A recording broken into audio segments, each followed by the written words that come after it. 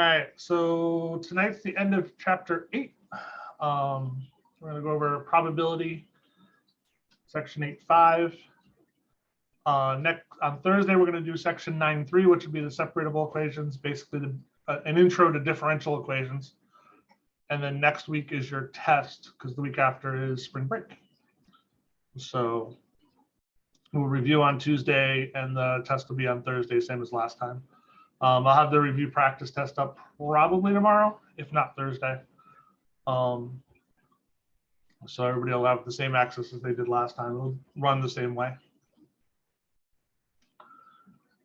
8.3, 8.4, and 8.5 are all different applications of the calculus and stuff that we've been working on. So if you're engineering or physics, I'd probably take a look at section 8.3. Not going to be on the test. We're not going to go over it, but I would take a look at it and see how some of the calculus is being applied to your fields. If you're economics or biology, anything in the nursing field, I'd look at section 8.4 just to get an idea of, again, how it connects. That'd be very good. I chose section 8.5 just because I think out of all of it, probability and statistics is probably the one thing that connects to everything. Everything we do is kind of run by that nowadays. They talk about big data, and like even in baseball and sports and stuff like that, they talk about analytics and everything else, and that's all probability and statistics. So looking at that, I think gives a more wide range of aspects to it. And it's something that a lot of people have seen, because we've heard of the probability curves, we've heard of the bell curve and stuff like that. So understanding how it actually works and how calculus can be involved in it is probably a good thing too. So that's why I do section 8.5 compared to the other ones. So in essence, the probability curve looks just like this. That's a nice little bell curve. And when we're looking at using integration, integration is just figuring out the area underneath the curve. So for that, we're literally just going to, if we have the equation for that curve, I can do the integral of it and figure out exactly the amount of shape underneath of it. So you can see how the probability between 2 points will just be the integral of that equation. The key is, though, we need the equation for the curve. And most times when you're dealing with the bell curve, you're not given the equation of it. You just have the standard deviation and the mean, and that's about all you have. And you're just basically doing a calculation from it. But when we're looking at it in terms of calculus, if we have the equation, we can come up with the exact values for it, which is pretty decent.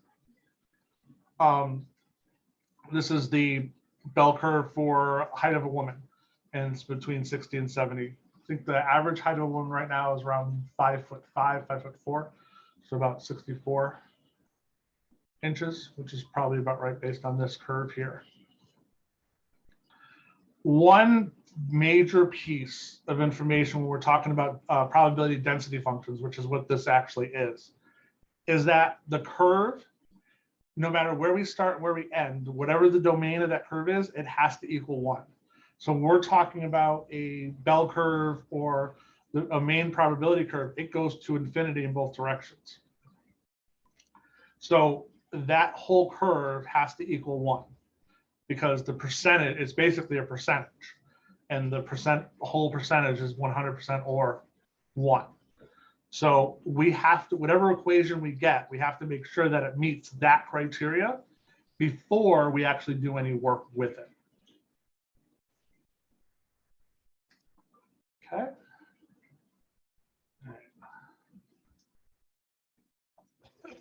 So let's look at a couple probability density functions, and we'll see how they go. So actually, let me do this over here real quick.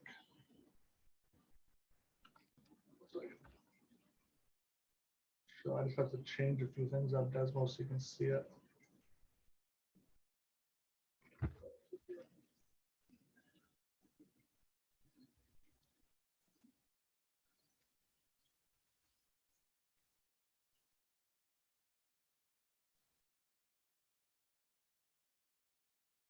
So if we're looking at this curve, that's the actual curve. Not very helpful the way it's set up. So let's change my values a little bit. So this one says it's going from 0 to 10. And we're going to look at from 0 to 1. And maybe we can even go 0.2. It doesn't go any higher than that. So there's my density curve. And if we look at this, if I look from 0 to 10, every value that's going to be, if I added up all the points, it should equal 1. And that's the first thing that I've got to actually test in this problem. So the very first thing is I have to determine that it is a probability density function. So to do that, we're going to do the integral of it. So remember, the integral from negative infinity to infinity of f of x has to equal 1. So in this problem, my integral is going to be from 0 to 10, because that's where we're starting. And we're doing the integral of the function.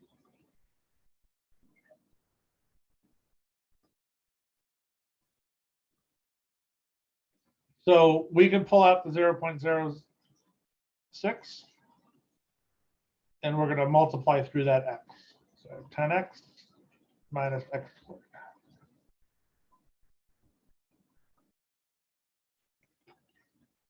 So this one's a simple integral.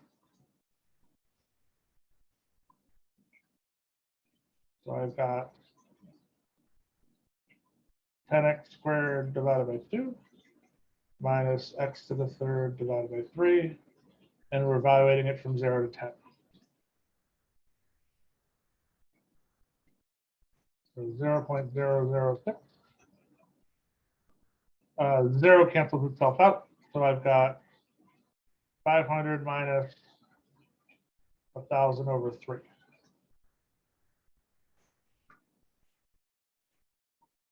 So if we go to Desmos, which we're going to use a lot tonight.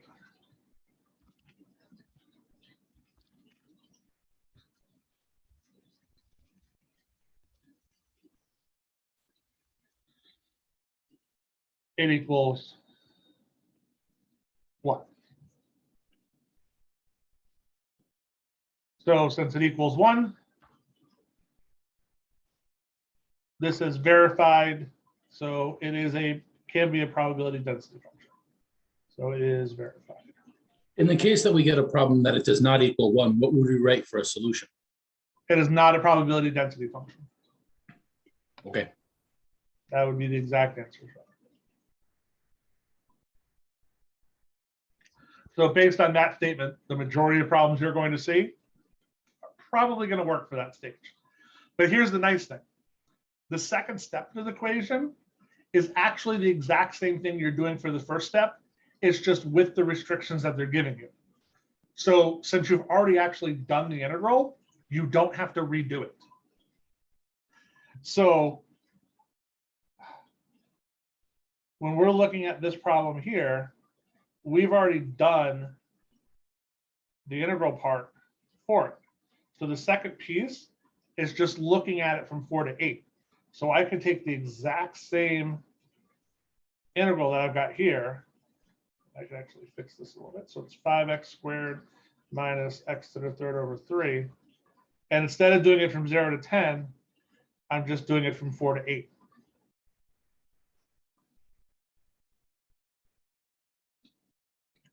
So I don't have to do the whole thing out again. And we're going to go back and we're going to use Desmos. And I'm going to actually show you something else. So when we write this, we can actually write this like this. I think I showed this before, but we didn't really use it too much.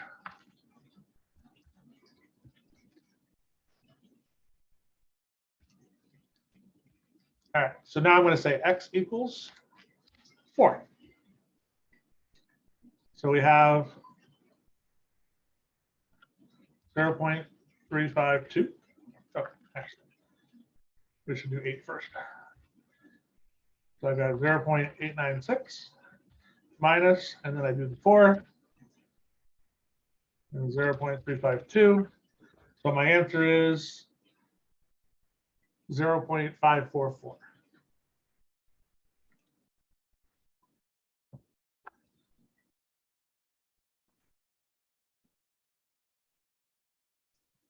So, and I could have done the exact same thing with the 10 and the 0. I could have literally just done that and just put in the 10 there and got the answer that way too.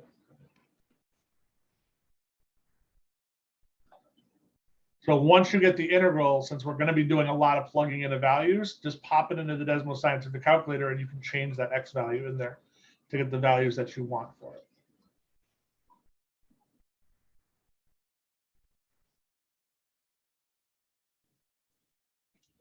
So this one comes out to be 0.4544. So the probability that this value is going to be between 4 and 8 is 54.4%. And it really depends on how the question's worded, depends on how you actually want to write the answer. Both those answers are correct. It just depends on what they're asking you or how, if it's a real life situation problem where they want the percent, or if they just want it as a probability with the decimal.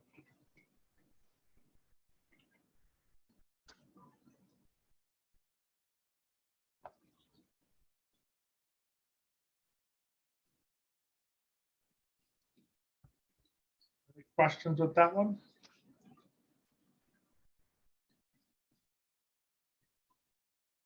All right, we're going to do one more of these before I go on to the next thing.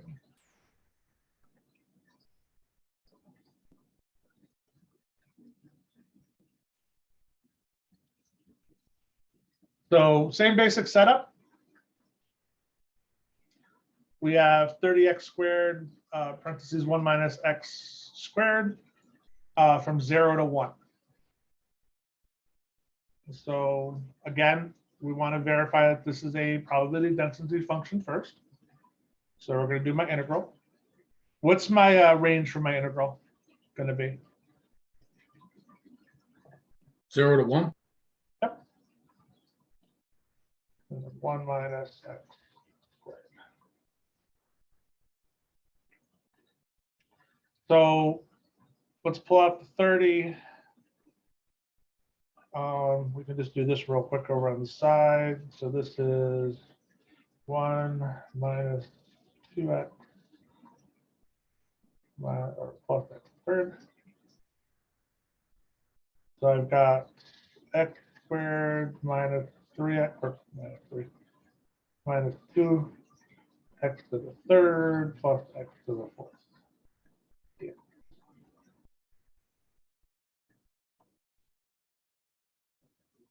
So 30, and we're evaluating it from x to the third over 3 minus x to the fourth over 2 plus x to the fifth over 5. And we're evaluating that from 0 to 1.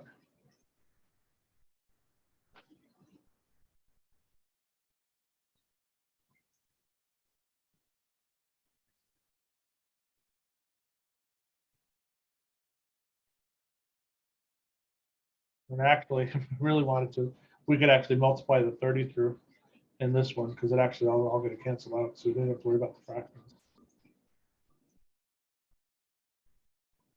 which will make it easier to use when we plug in.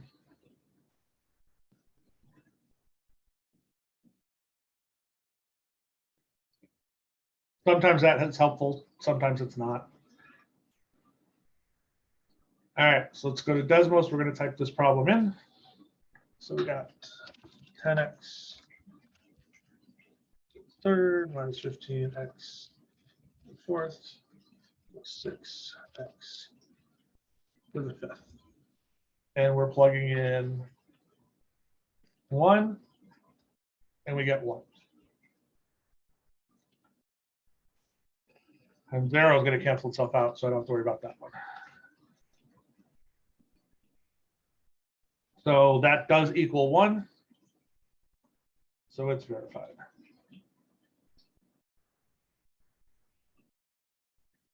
Now we're looking at the probability that x is less than or equal to 1/3. So all we're going to do is we're looking at everything less than 1/3. So we're taking it, and my integral is going to be from, the lowest is 0 to 1/3.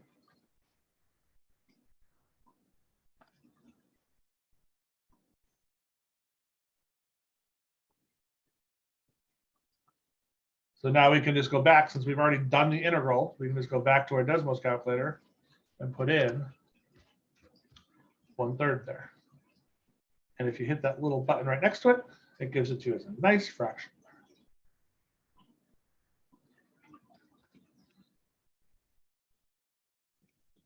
So the answer to this is 17/81. Or 0.20. Geez, kind of go way up before it actually rounds correctly.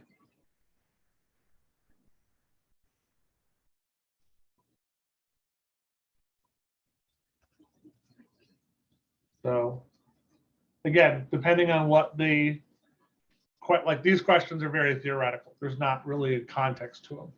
So depending on what the problem is, entails, depends on how you actually write your answer.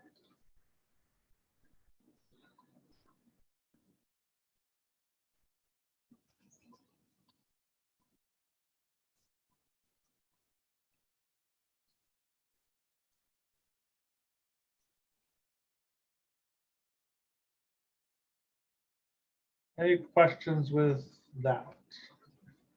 Just to be clear, we took the 10x squared, all that equation down there, and we just plugged in 1/3 to get that Yep. answer. All right, just making sure.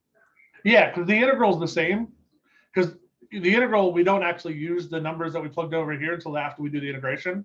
So if it's from 0 to 1 or 0 to 1/3, the actual integral didn't change. So you only really have to find it once.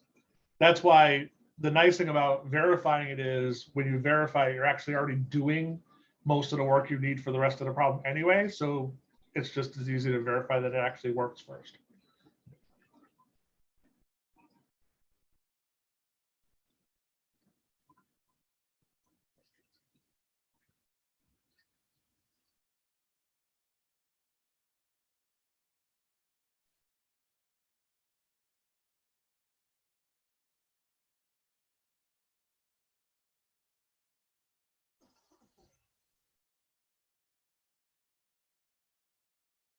All right.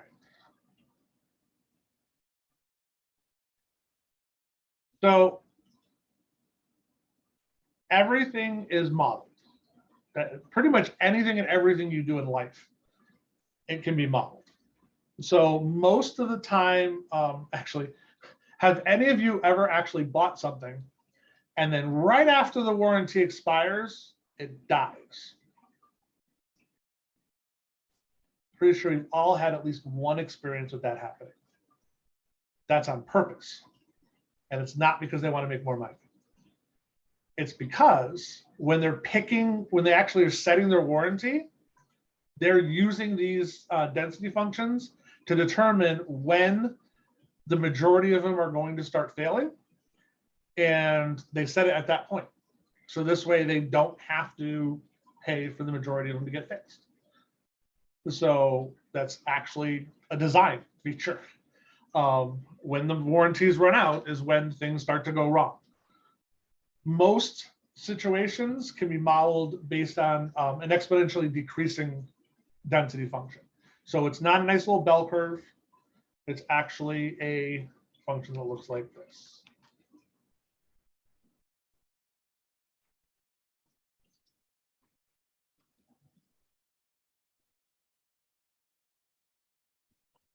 So it's a function that looks like that.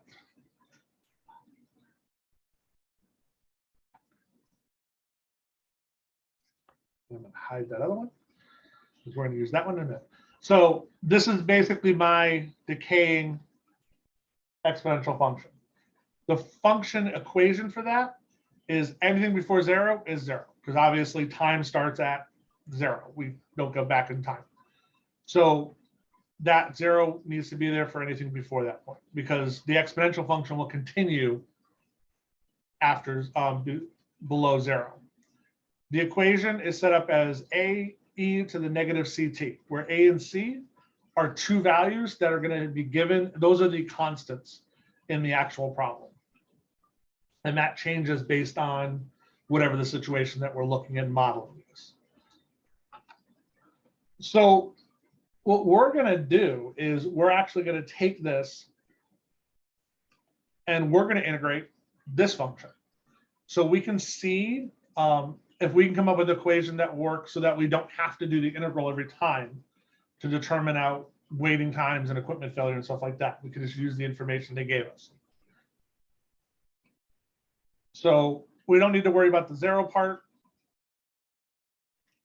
So let's just take and go to do the integral of the first one. So we're doing from 0 to infinity of a e to the negative ct dt. Everybody understand where I did this, why I did the 0 to infinity? Could you just explain it again? We're looking at just that piece right there. It's t is greater than 0. So since we're looking at that full range, so it's going from 0 to infinity. There's no end point on it. Because remember, your exponential functions won't ever go below 0. It'll just, as you get closer and closer to infinity, it gets closer and closer to 0. So technically at infinity, it would be 0, since neither of those situations can actually exist. So why even have the statement that is f of t is 0 if t is less than 0? Because this function will continue past 0. So we need to have something in that function to state what happens before that point. Oh, In all meaning reality, you're never going to use it. meaning that if we had a negative value, then the point is moot because it didn't exist. Correct. If you Okay. add a negative value, it's automatically going to be 0. Okay, thank you. It's mostly, honestly, because most of these modeling situations are done with computers nowadays. So we know that a negative value would make no sense. So we wouldn't put it in. A computer doesn't know that by definition. We have to tell it. And that's what this function does. It says anything less than t, automatically the answer is 0. So we're going to assume, we're going to make this a probability density function. So the first thing I'm going to state is that 1 equals this.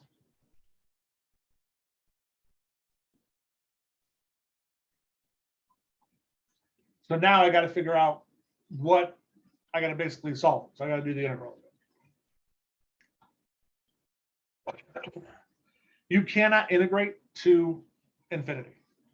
Doesn't work. So when we're looking at this, to do this, you actually do the limit as x goes to infinity from 0 to x.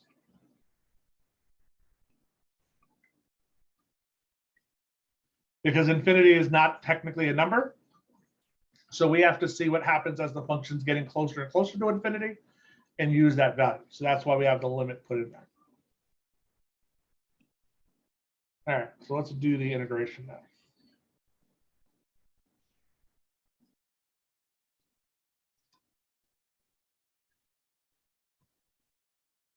So I've got the a just comes out in front, so I'm going to have the a there.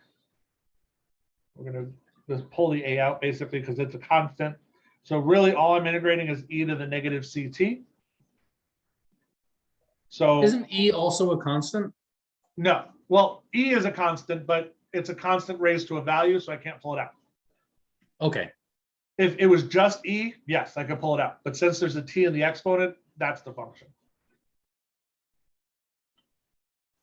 So let's just do the quick integral of e to the negative ct. So in this case, I'm going to make u negative ct. So du equals negative c dt. So negative 1 over c du equals dt. And then the integral of e to the u, with the negative 1's d up front, du, is just -1 over C EU, which is -1 over C E to the negative CT.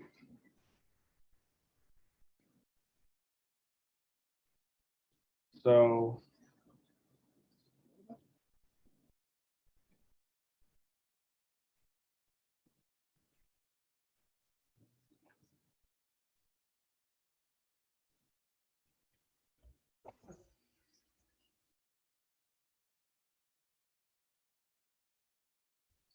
any questions with that?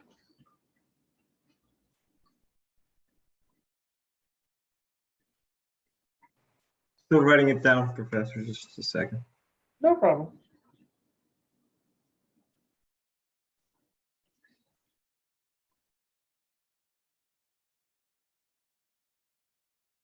Yeah, basically, if you remember anything E raised to anything, basically just you have to do that implicit use substitution. I did it out because I knew I was going to get asked it. But this part right here should be one of those things that you should just get used to doing because it's going to come up quite a bit. Basically just pulls whatever is next to the function up top out. So as long as it's like just an X value, or in this case, a T value.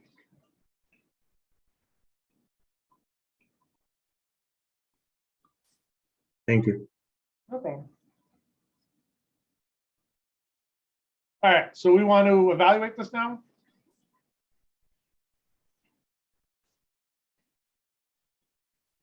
So I have my limit as x goes to infinity of -a over c e to the negative cx. Minus, when I plug in 0 to this, I get 1.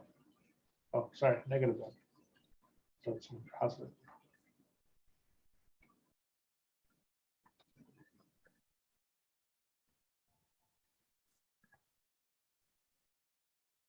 Oh, actually, it's not positive then. Sorry, where did you Hi. get the +1 from? It's not 1, it's A over C. I was one step ahead of myself. Hi. My dogs are home. Where'd you get the A over C from? Okay, because when you plug in 0 to E, it becomes e to the 0 power, which is 1.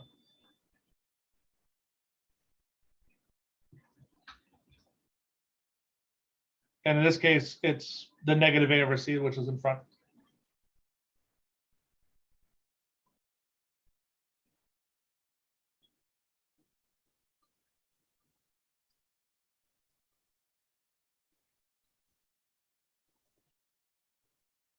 Oh, and when you solved for X, you still end up with -a over C e to the negative CX?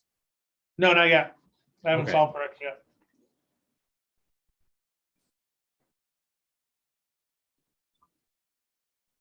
I haven't done that part yet. Because basically all I did in this step was I did the x I plugged in the x and the 0. The x still has to deal with the limit, so I still have to do that part.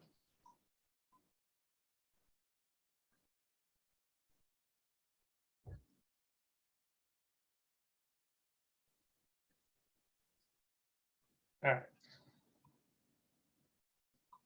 So we're here. Now I have to do this part, which I purposely didn't do all at once because I want to talk about it for a second. As x goes to infinity, this exponent up here in the e gets infinitely large.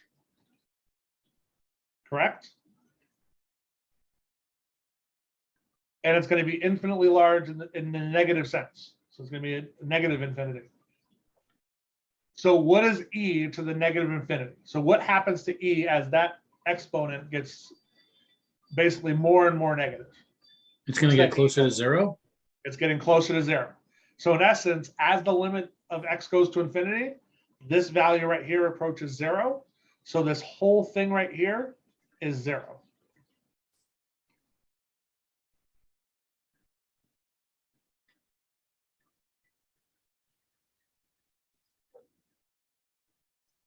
And remember, the whole thing at the beginning was this whole thing equals 1. So right now I have A over C equals 1. So that means that A equals C.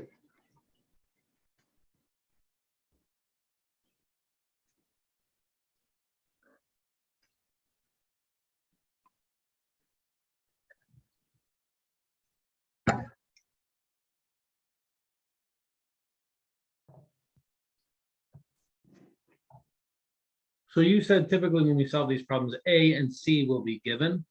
Right. So now in this case, I don't even need to give you the A. I can literally just give you the C and we can do the problem. Is this true for all the problems like this? All exponentially decreasing probability functions. Yes. A equals C. A equals C. Okay. And if you look at this graph, there was a reason I put this over here. Let's see. C is your y-intercept. That's your starting point. So that's going to be whatever your starting value is going to be that you're going to be decreasing from.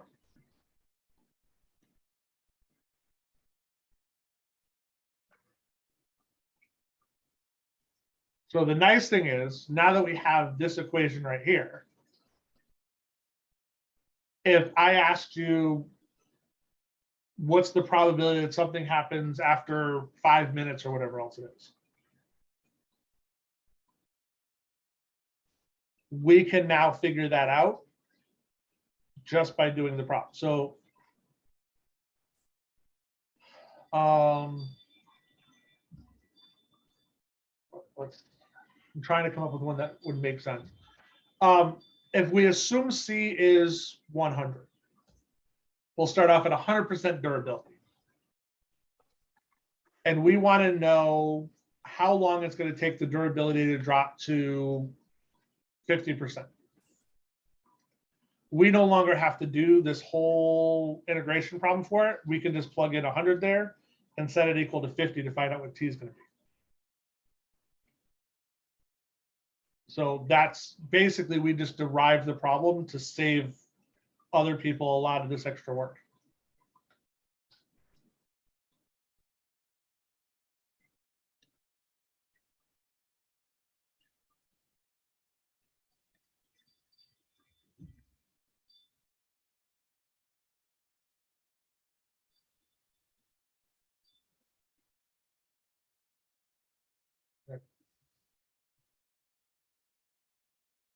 Now we're going to use this thing.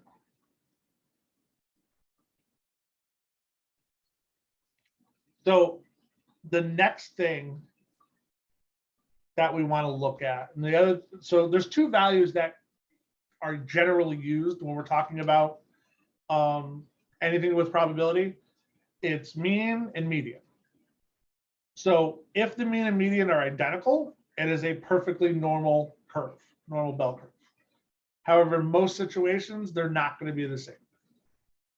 So the mean is the one that's going to typically move. The median will always be right in the middle. So even in the situation we just did, when I said if we start off at 150, the median would be 50 because it's in the middle of 0 to 100. The mean might not be directly in the middle, and that's where we need to be able to figure that part out. So this right here is the equation that we're going to use to find the mean of any probability density function. So it's just, again, the range. So in this case, if it's an infinite one, negative infinity to infinity, the only difference is there's an x. It's x times the function of x. So wherever we're looking for mean, it's going to be x times the function of x.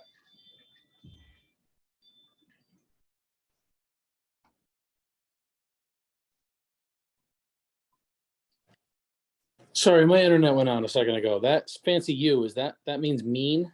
Yep, that's the symbol for mean. What is that fancy R? All real numbers. Okay.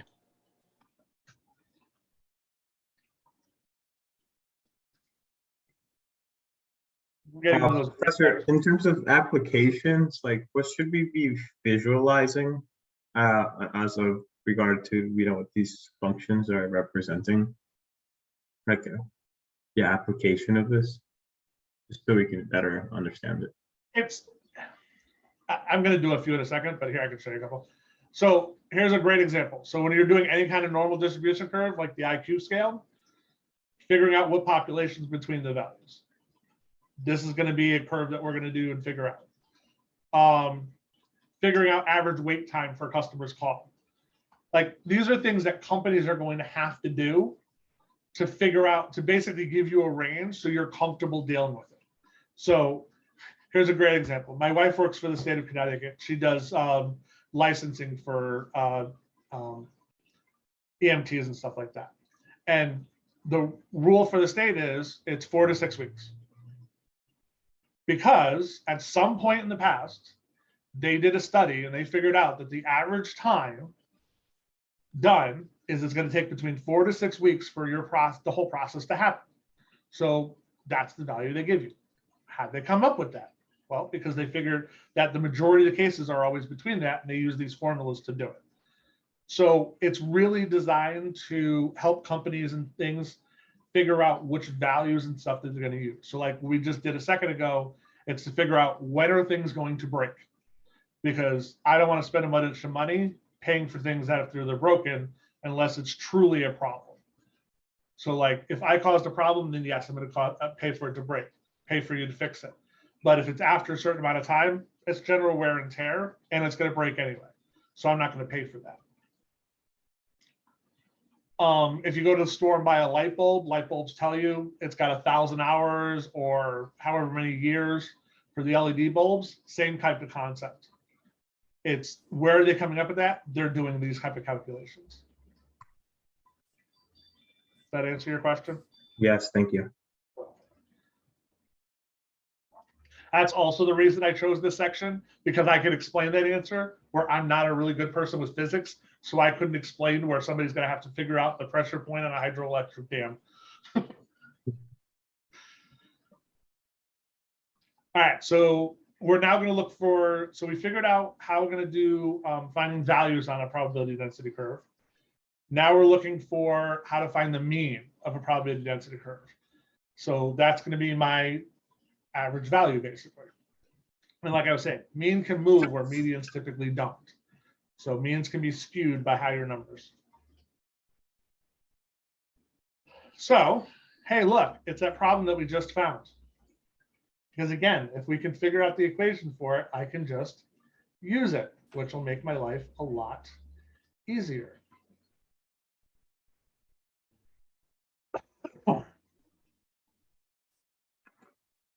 So we've got our problem. So again, I'm just going to look at my integral, and I'm not going to deal with the first top part. Again, we're going to do 0 to infinity. But remember, this time I'm using the new formula because I'm doing the mean.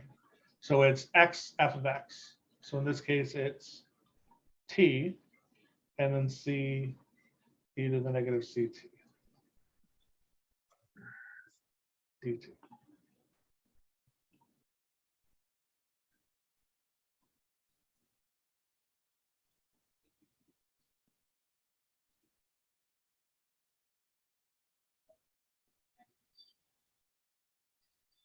Okay.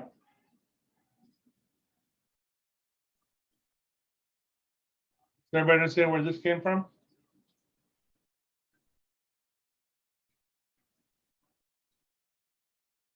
All right, I'll take silence as a yes. All right, so we now have to do this problem. Unlike the last one where I was able to just do a simple U substitution, this one I can't because I have a T in front. So, but we can pull out the C, so I don't have to necessarily worry about the C. But actually, I'm going to leave it in there because it's going to disappear in a second. So we're going to do integration by parts for this one. So I've got U du and V dv.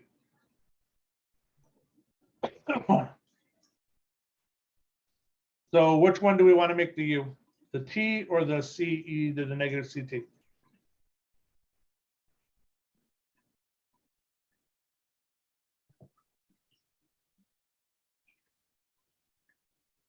The exponent? So remember my, the late LAITE. Exponential is always the last thing you want to use. So in this case, the T is going to be my U. And then the CE to the negative CT will be my dV.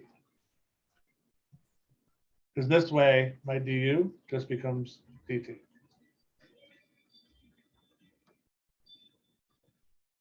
And this one, remember when we did the integral of e to the negative ct, it became -1 over c, e to the negative ct. That's where that c is going to disappear to. So it's just going to be negative e to the negative ct.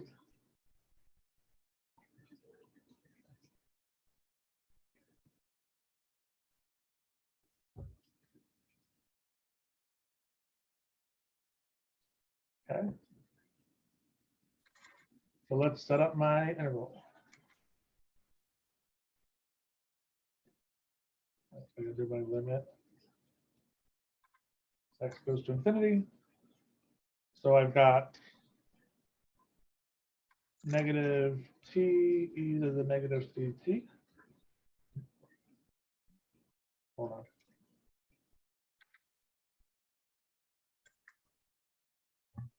I forgot I have to do my first part. Negative t e is negative ct minus integral from 0 to x of e to the negative ct dt. And that's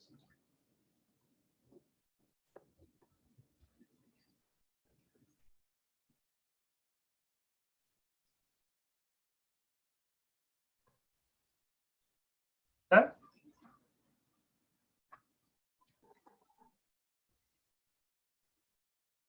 So we've got the first part of that. Yeah, Professor, isn't it plus because the V is negative there? Oh yeah, I didn't write that in there. I forgot I didn't write it inside.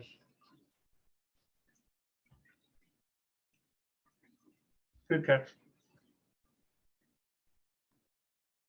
All right, so now we got to do that integral, which we've already done a few times.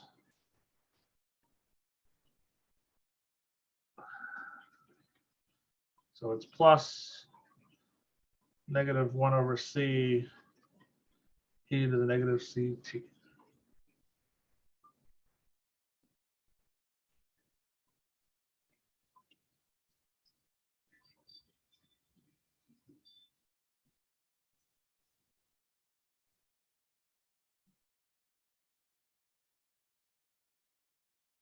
And we're evaluating this all from 0 to x.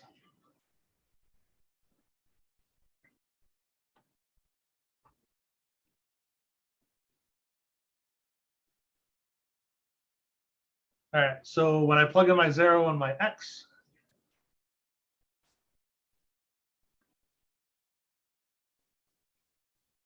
I've got negative x e to the negative xt.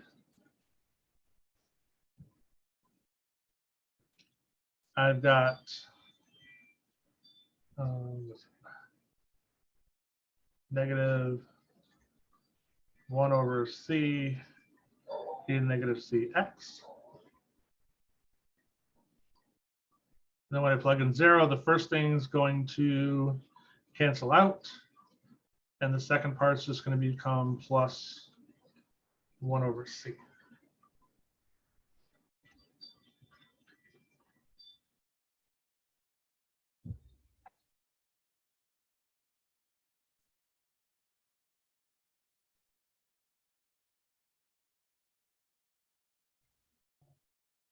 So this all boils down to 1 over c?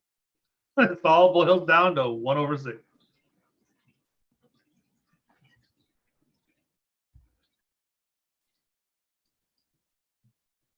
And remember, this whole big thing right here equals the mean. So in essence, 1 over C is the mean.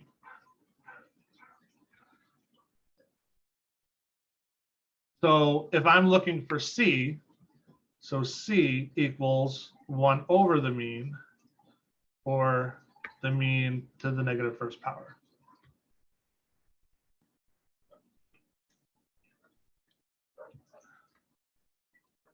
They have an inverse relationship. Correct.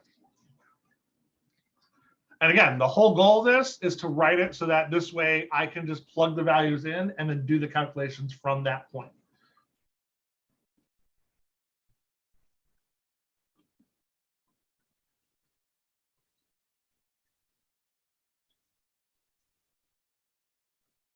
So I'll now have my function based on the u's. So that's because, again, you're going to use the values that you're going to get the most obvious information from, and we're going to get u instead of c for this.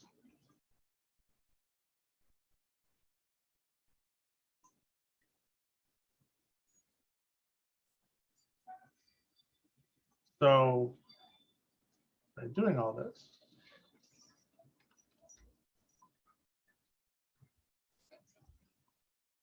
hi, Waldo. Hi. Oh, oh, ow, down. You're all wet. So f of t equals, I'm not going to write the u because I'm going to assume the u part. I mean the 0 part. So it's -1 e to the negative t over mean.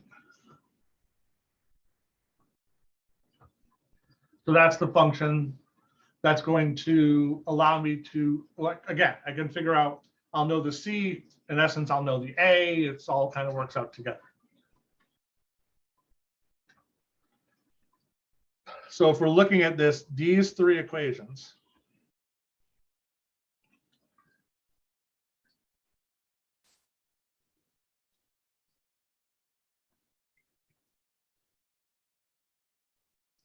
all are exactly the same thing. So it really depends on what information they're giving you to figure out what calculation you're going to use to come up with the value.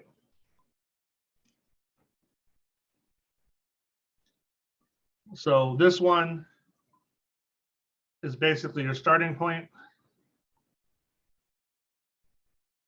And this one, they're giving you your mean. And this one's just the basic formula.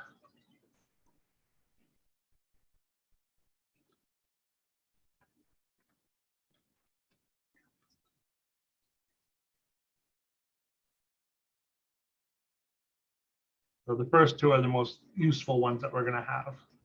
Because typically you're either going to know your average or you're going to know your starting point.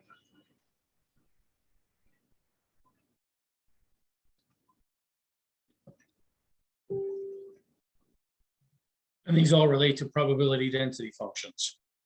Yes. These all relate to exponentially decaying distribution functions. So a very specific version of it. So we've got a few different types of probability density functions. These probability density functions are a variety. Like they can be anything as long as it becomes 1 when they're done, when you're done with it. These are exponential distributions. These are the ones that go down. These are a very common used one. The other one that we're going to look at that's very commonly used is the normal bell curve. So those are the two that are most commonly used to do calculations. Is there an exponentially increasing probability density function? Nope, because then it wouldn't equal 1. Oh, Because it would go to infinity.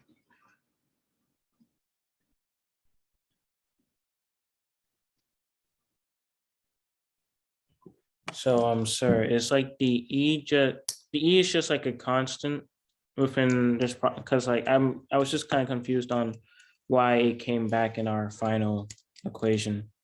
E is not a constant. E is, well, yes, okay, let me rephrase this. E is a constant, but E is a part of a function. It's like saying 2 to the x.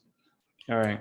So E is a value, just like pi. So it's e raised to a power. That's why it's e still there. All right.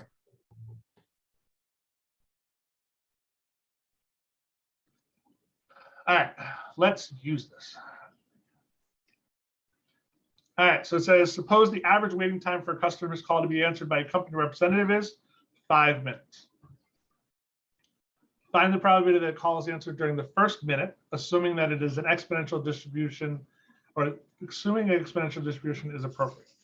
So we're going to use that function that we just came up with. So I've got my f of t equals the negative e to the negative 1, e to the negative t over me. So in this case, my function is going to be 0.2 e to the negative t over 5. Because they said the average is 5 minutes.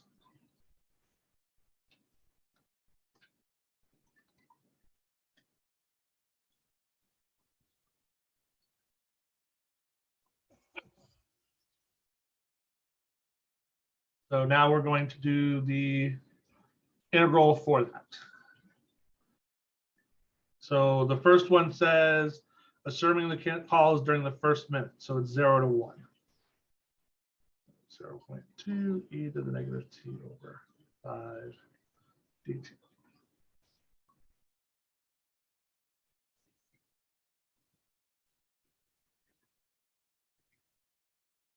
So the integral is 0.2 times 5 e to the negative t over 5. Oh, negative 5.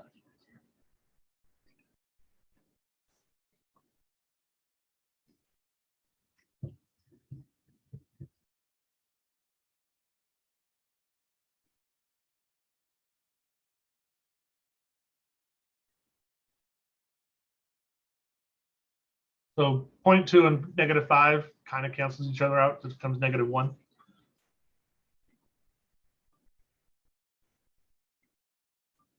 So if I plug in 1 to this problem, I get negative 1 e to the negative 1/5. And if I plug in 0, I get negative 1. So that's plus. So if I rewrite this to make it a little bit easier so I can type it in the calculator, I get that.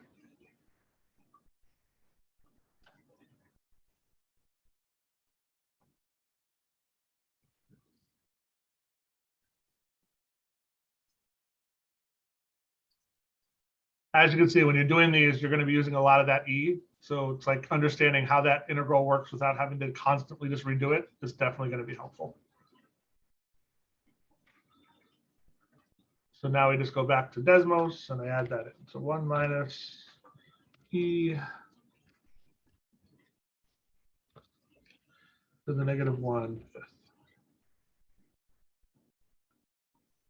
So the answer is 0.181.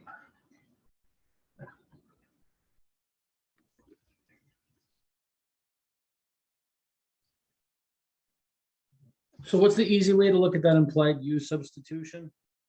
So when you're looking at it, it's basically, hold on, let's make one. It's always going to end up being whatever's up top. So Professor, could you go back to the last slide real quick, please? sure. Is there supposed to be a negative 1 over the left side of the equation? Or when you're Oh no, I just, okay, kind of. That is that. 0.2 times negative 5 is negative 1. Oh God, okay. So it wasn't there, it was just a mental note that that was negative 1, so I didn't have to rewrite the problem.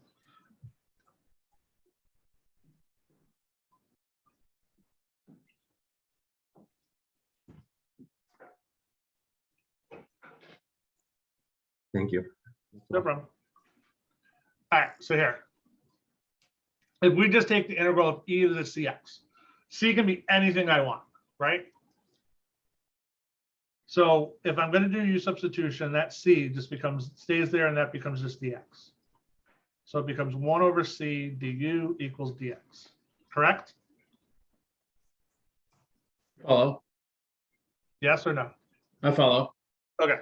So then I have 1 over c, the integral of e to the u du, which is just e to the u, which is just 1 over c e to the cx.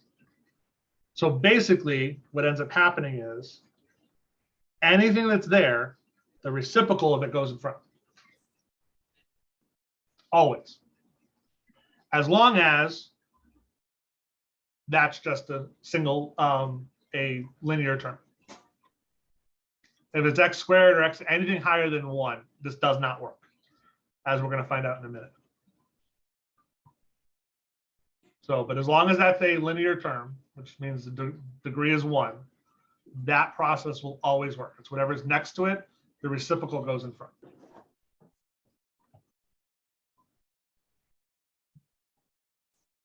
That's why in this one, the reciprocal of -1/5 is -5.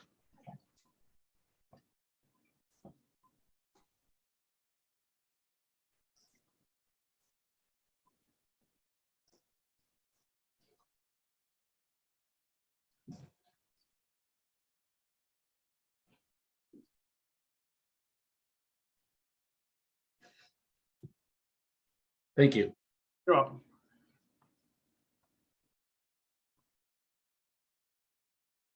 All right, so the next, that was part A. Part B says, what's the probability that the customer waits more than 5 minutes? So we're going to do the exact same thing. I literally have the exact same integral. The only difference is it's going to be from 5 to infinity instead of 0 to 1. So because it's infinity, technically, I have to do the limit for it, but we all know how it's going to work. So if you don't want to write the limit process all out, you do not have to. Just when you're plugging in infinity, realize you're not actually doing infinity. You're looking at as it goes to infinity. So as this goes to infinity, this whole thing is getting smaller, so it's going to 0. As it's going to 5, or as it's 5, if I plug in 5, I get e to the -1 power.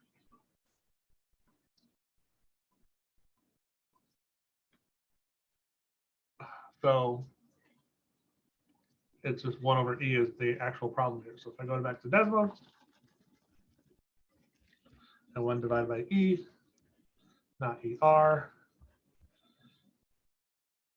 I get 0.3679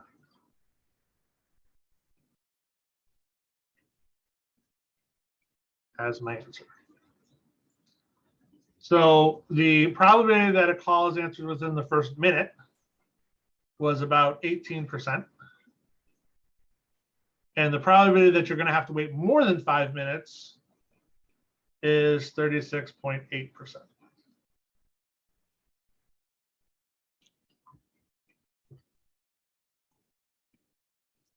So just over 1 in 3 callers are going to wait more than 5 minutes.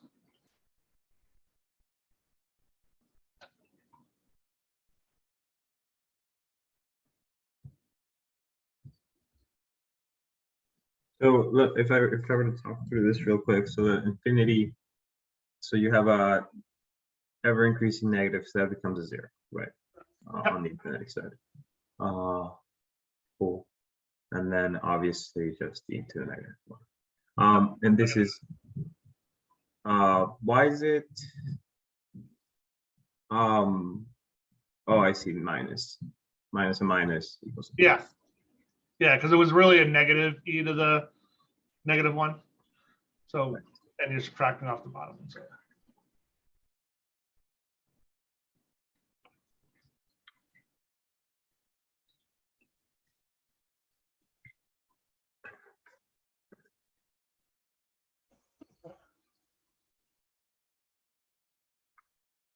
All right.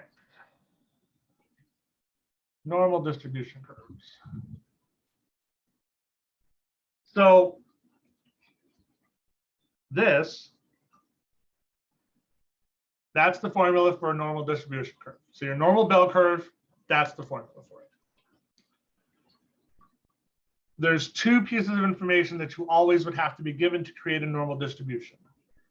The first one is the U, which we already looked at before, and that's your mean.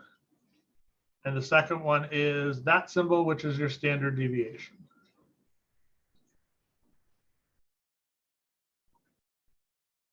So those two pieces of information you will be given to create your curve. You can't do this problem without being given those pieces of information.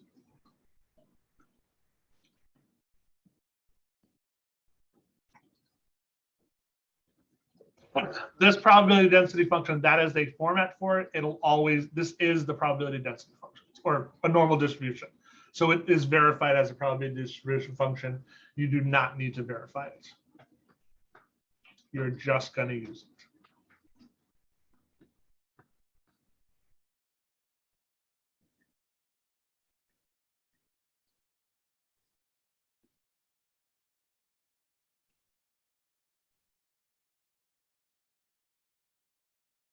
This is just one of those things that we won't have to prove from any You will class. not have to prove it.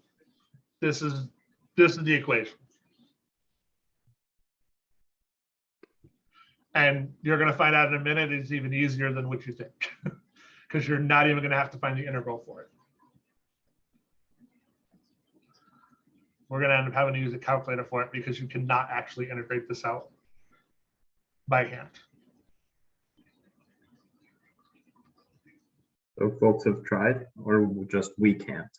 No, actually, you literally can't. E to this x squared is not an elementary function, so there is no actual integral equation for it.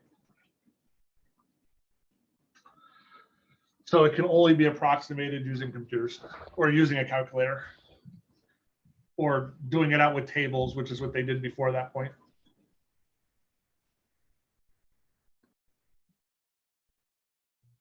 I used to have it. I have it in a box somewhere. My roommate in college gave me a book from 1910. It was all the log tables and everything else because they didn't have calculators back then. So they literally, when they were looking up logs, they had to flip through this book to find the values. It had the log tables in it, had all the trig tables in it. It had the integral tables in it to figure those values all out. Thanks. All right.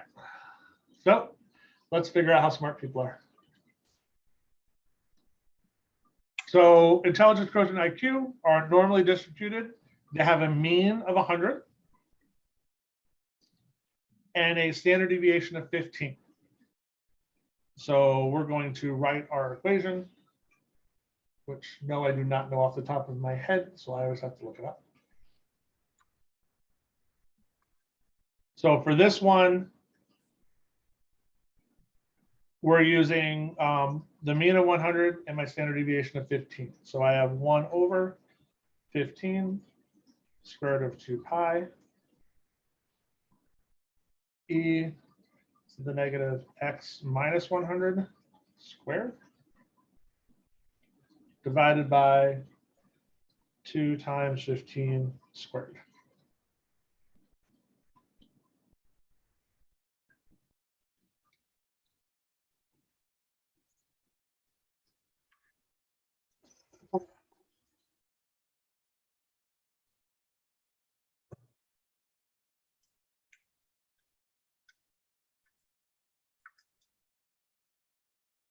So my integral, the first one says, I want to know the percentage of the population between 85 and 115. Has anybody taken a statistics class? I highly suggest it. One of the things you learn in basic statistics is that there's a rule.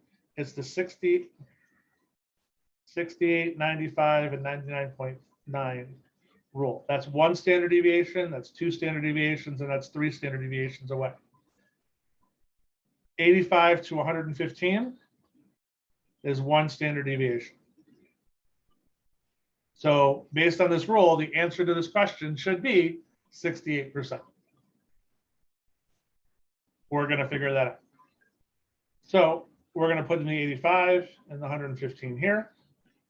And I have the 1 over 15 square root of 2 pi e to the negative squared over 2 times 15 squared dx. Now, I said you cannot do this out by hand. So we're going to use a calculator for it. And we're going to go right back to Desmos. Sorry, so how do you know to put the 85 and the 115? Because you said that was equal to 1 standard deviation? Well, yes, but it was also the first question. It says what percentage of the population has an IQ score between 85 and 115? Is Oh, that oh. just because out of 140, 85 is the ratio of what it would be 68? No. Is that what you're saying? Nope. So where do you figure that? So it's the standard bell curve is literally trying to figure out, it's actually an integral. We're looking at the area underneath that curve. So the area underneath the curve, because this is, again, all this, if I looked at the full area, would be 1. So the area between 85 and 115 will be 0.68 is the area beneath that curve. That's what we're looking for. I know, but what I'm saying is, how do you know that? How do you know that 85 to 115 picks up 1 standard deviation? Because this formula is about to tell me that. Oh, This is the integral. So in stats, they just teach you this. They also they have a table that they can calculate them out too for any standard deviation, but they teach you that because that's where you got to go. They don't have them do out this formula for it. So is that 68, 95, 99.9 going to be relevant to these questions? No, I was just telling it to you for your personal information.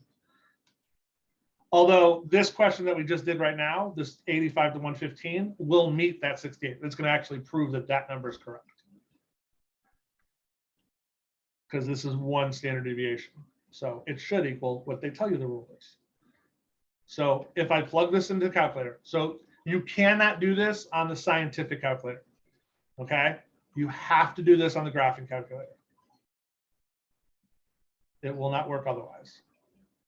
In the if you look at the keyboard for it, if you go to functions and scroll down, they have the integral right there. So you can click that integral. I already typed it all in.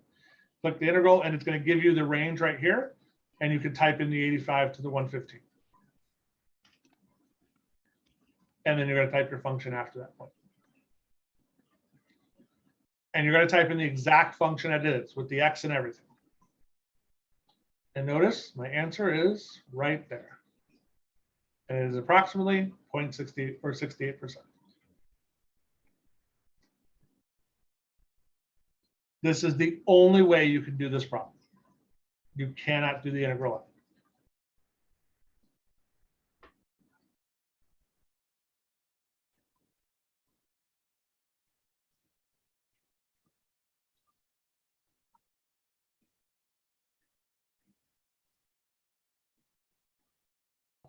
So I guess I'm just not understanding the concept of a standard deviation. So standard deviation basically tells you how varied the information is. So when we're looking at a bell curve, so here's the nice little bell curve chart. If you look at, they gave you 3 different standard deviations. So all these problems within one of those is still going to be the 68% approximately. So notice how this when the standard deviation is 1/2, it's a lot narrower. That means it doesn't vary as much. It's a lot more compressed. In this case, my standard deviation is 1. It's a little more spread out. 2, it's even more spread out. So the bigger the standard deviation, the more that information is spread from the mean. And that's what we see here. When we have a standard deviation of 15, I'm going from a low number in the 60s up to 140. It's a lot bigger of a spread on it. But that's what that standard deviation does. It tells you how spread out the information is. And the median just tells you where the middle is. Because since it's a normal distribution, the middle and the median are exactly the same.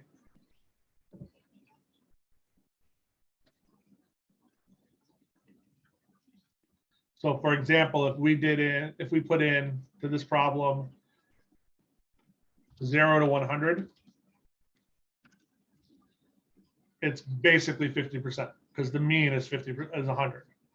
If I put in 100 to 1,000, I get 50%. And so what was the reason we can't do these out?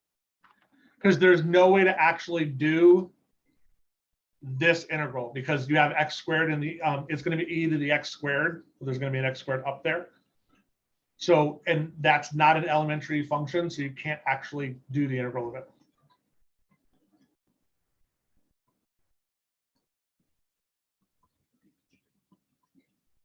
There's certain functions that we just can't integrate because we can't do a u substitution. We can't, there's no way to get that x squared down. So unless there's an x in front that I can do like a u substitution, there's no way to deal with that function up in the top is basically the problem.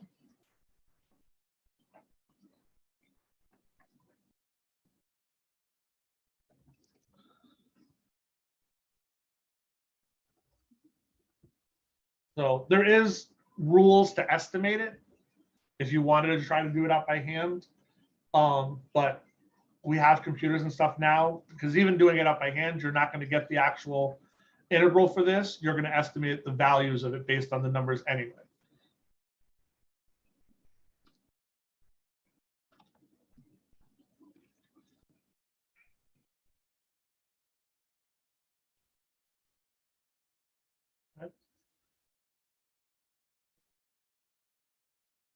Second part of this problem, there's two parts to it. They want to know what percentage of the population has an IQ over 140. So in this calculator, I cannot put infinity. So I can't do 142. I don't think I can, actually.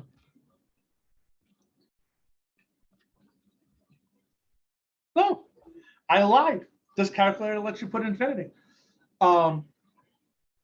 However, you don't have to put infinity. You just got to put a big number. It's going to come out to be the same thing. So notice how that's 0.00383. And if I put it in infinity, it's 0.00383. You don't have to put in infinity. You can just put in a very large number and it'll still give you the right answer.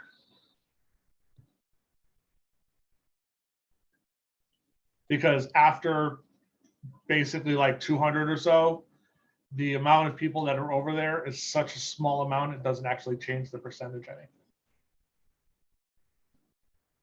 So you know how those people that I'll tell you that I've got IQs over 140, only 0.3% of the entire population of the world has an IQ over 140.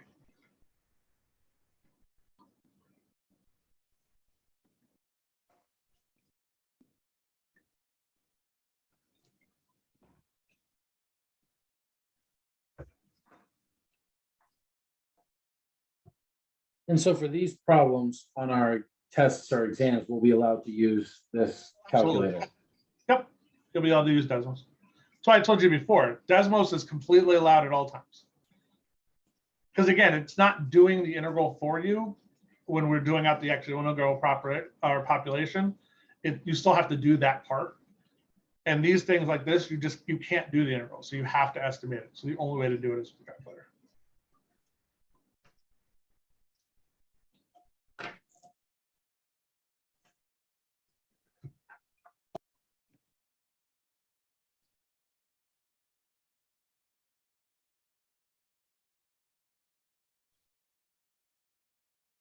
All right.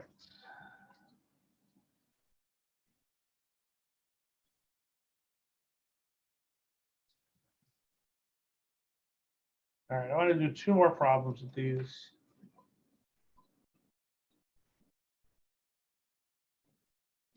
Just so you can get a little more use and mix them up a little bit.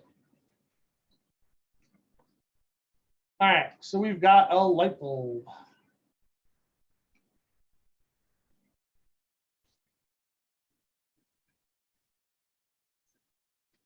The light bulb has an average lifespan of 1,000 hours.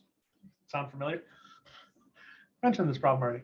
It's reasonable to assume the model probability of failure of these light bulbs is an exponential density function. So remember my exponential density function. The f of t equals, they're giving you the mean, so we're going to use the mean one. -1 e to the negative t over e.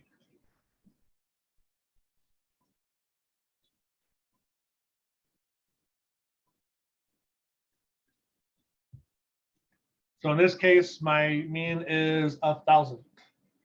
So I have 1 over 1,000, or e to the negative t over 1,000.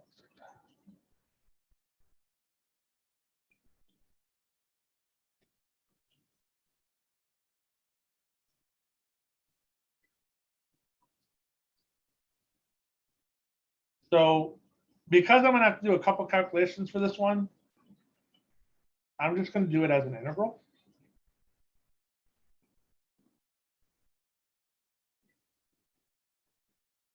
And then I can just plug that into Desmos and do my calculations for it. So what is, so I have 0.001. And then remember, this is basically the inverse of it pulled out. So that's going to be times negative 1,000 e to the negative t over 1,000.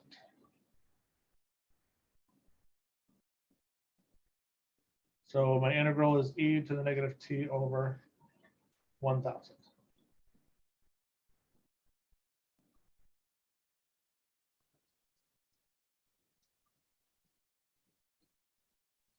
Or would it be negative? Oh yeah, missed the negative sign. I always miss those negative signs. Good catch. The one thing I'm good for. It's good. That means you won't make those mistakes on the test, which is the #1 mistake people make, including me. All right, so the first question, so #1 wants me to say fails within the first 100 or 200 hours. So we're doing 0 to 200. And then the second one says more than 800 hours. So we're doing 800 to infinity, basically.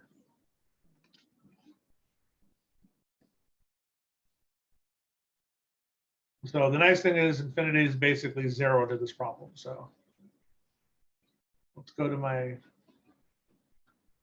wonderful Desmos calculator and type in my problem. I have negative e raised to negative x over 1,000. So x equals, so the first one we'll do is 200. So I've got negative 0.818. Copy.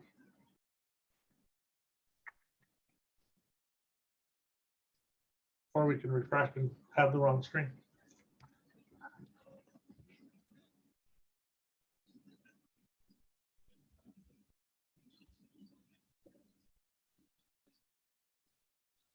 Negative 0.81873. And then if I plug in 0, I get -1, so minus plus 1. So we've got about 0.18127 is from 0 to 200.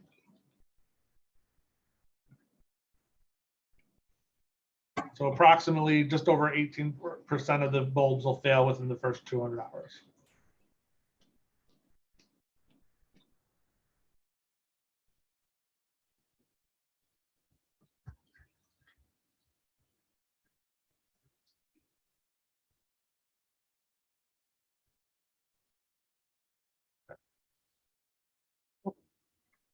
So now we've got to come up with the 800 to infinity. So the nice thing is when I plug in infinity, this is going to go to 0. So I don't have to worry about the infinity part. I just have to worry about the 800 part. So if I plug in 800, I get, and remember it's minus that. So it's about 4.4 493. So approximately 45% of the bulbs will survive for more than 800 hours.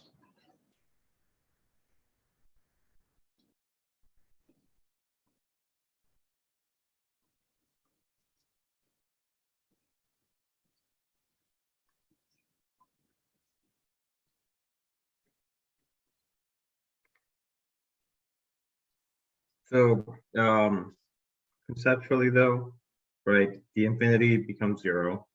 Yep. And then it's just minus and minus, so it's just e to the Right. the The 800 over 1,000. Yeah.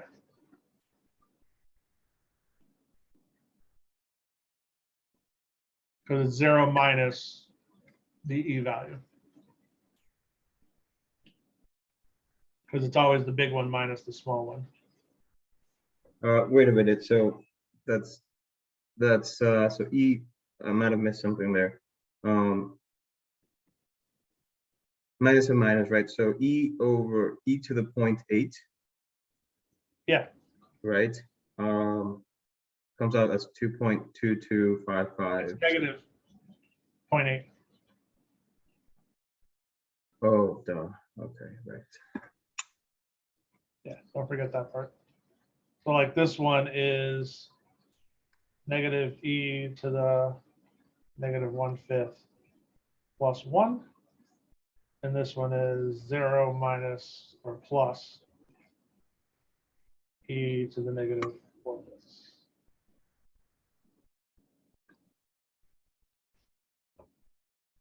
Is that one.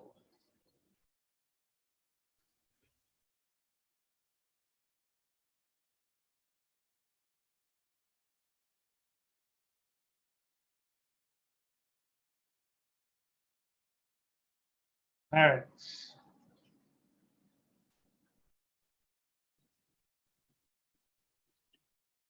Next one. Let's do a cereal.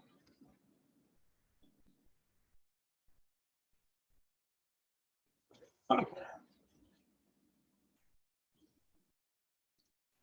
right, so it says boxes are labeled as containing 500 grams of cereal. Hold on a second.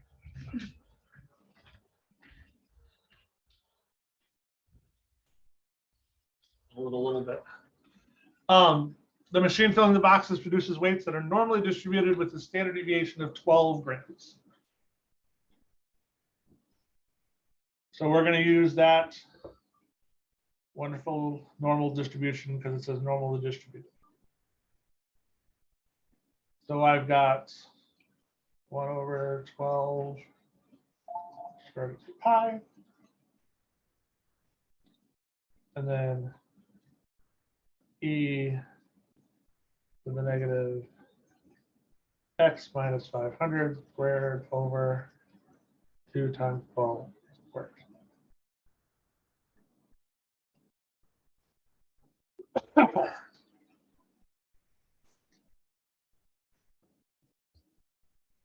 So question 1 says the target weight is 500 grams. What's the probability that the machine produces a box with less than 480 grams of cereal?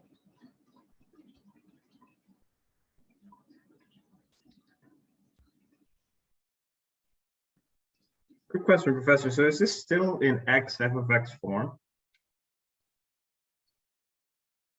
No, this isn't the we're not finding the mean. Oh, right. Oh, okay. This is the actual equation for the normally distributed curve. We're just finding the value underneath it.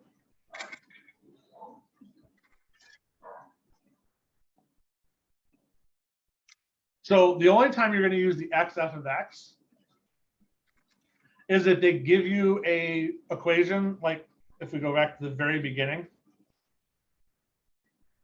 So if they give you a problem like this, or sorry, I'm on the wrong screen. If they gave you a problem like this and asked you to find the mean of it, because they're giving you the probability density function, they're not telling you it's an exponential density function or a normal density function. They're giving you what it is. So then we'd have to do the calculations out. If they tell me it's an exponential density function, I've already got that function calculated out. I'm just using this equation right here because I already have that done for me. If they're telling me that it's a normal distribution curve, I'm using this one. Because again, I've already got the equation done for you. Got it. So this first one right here, we're doing from with less than 400. So we're going to do it from 0 to 480.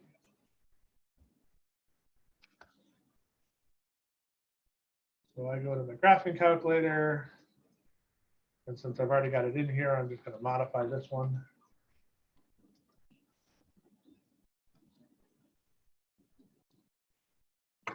Well,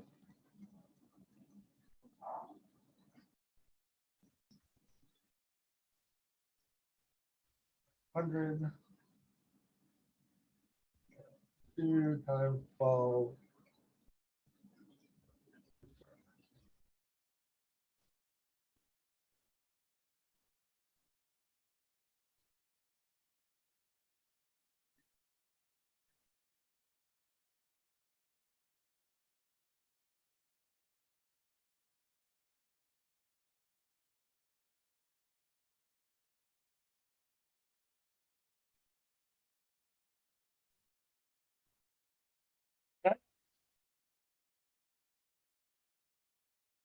So for that one, it's approximately 4.78%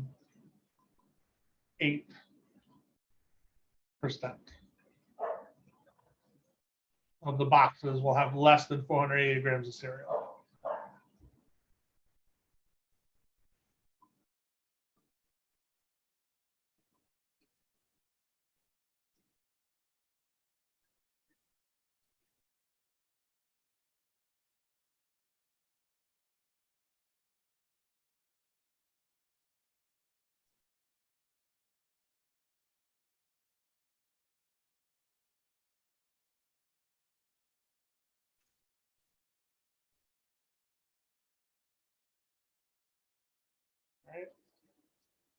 All right, let's look at B. And B you're going to hate because we're literally going to guess and check on the calculator.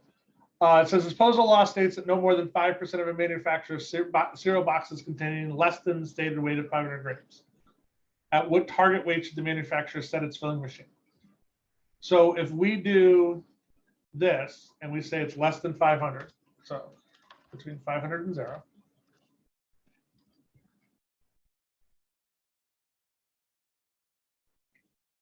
we would get 0.05. So half the boxes would be below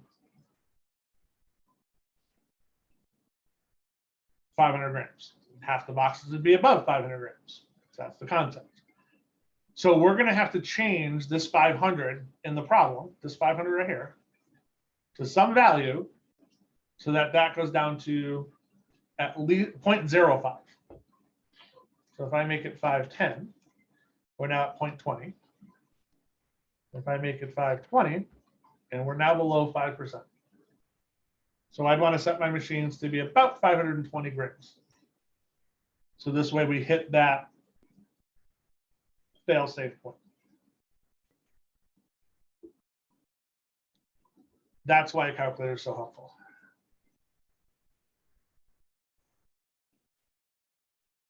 And if you really wanted to get exact, it's 5.19.74, because 3 would be just over. But 520 would be totally unacceptable.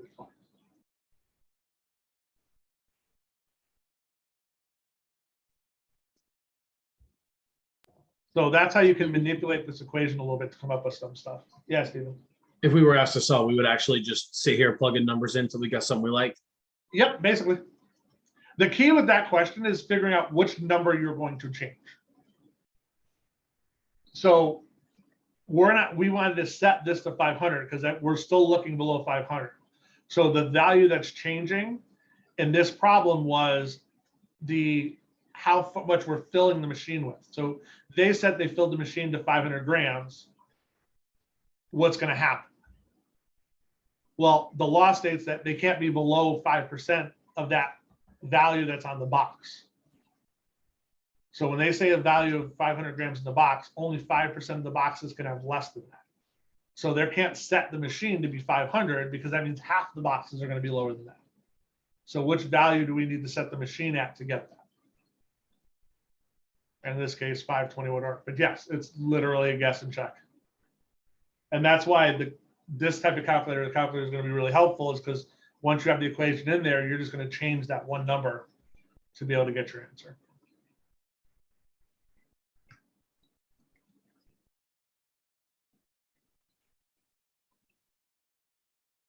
And honestly, this is one of the reasons calculators and computers are one of the reasons why the big data and the probability and the analytics has become so much more popular and being used, because a normal person can do this now.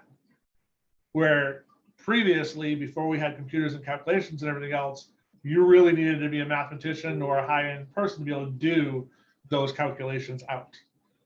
So now everybody can do them. So computer programs and stuff like that are designed to do that, to come up with the value. So they would have actually done the opposite. They would have told a computer program, I want 5%, and the computer would have calculated out this number up here for them.